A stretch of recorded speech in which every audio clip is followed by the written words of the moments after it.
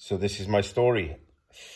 I was raised in a Christian family, went to church till I was 16 years of age. I was allowed to make the choice at 16 of whether or not I wanted to carry on going. But for me, church meant nothing. There was nothing there to keep me there. So I decided, nah, I'm out of here. I want to see what's on offer out in the world, as they said back then. So kind of my life just spiraled out of control, got into drugs, got into drinking and fighting and all different issues. Got really messed up, really out of control. So I got married to my beautiful wife, and we had our oldest daughter. And then at 18 months, my wife, when my daughter was 18 months, my wife had a miscarriage. So this is now heartbreaking for us, Didn't know kind of how to deal with it. So we tried for another child, and then on this Saturday, she had her second miscarriage, which really messed us up. And, I saw the baby, and it was horrendous. This tiny little human being. So anyway, we went home. I run the bath for my wife on the Sunday.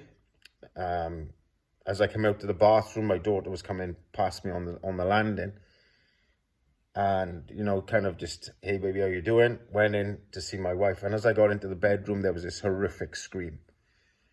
So we ran out to the bedroom, and what had happened was I'd only run the hot water in the bath, and my daughter had thrown her dummy into the bath, and she'd gone in to get it, and she was stuck. So both her hands were firmly planted into the bath, and basically we ripped her out, we took her down, we ran the cold water tap, and her skin literally just dribbled down the sink. It was horrendous, horrific. So anyway, long story short, we got to the hospital, they split me and my wife up, they interviewed us, told us we need to go to Swansea, down to Morriston.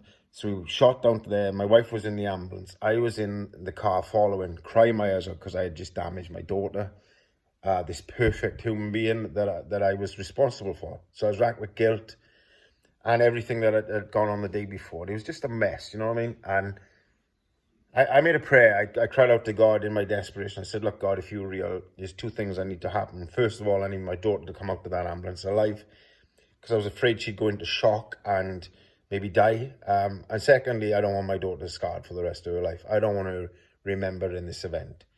So fast forward 6 months.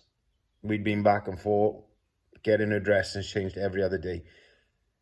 And we were looking at skin grafts and everything because it was just such a mess. But 6 months after this had happened, the doctor's exact words, I remember going down this one day to get her dressings changed, took the bandage off, and there was just blood everywhere.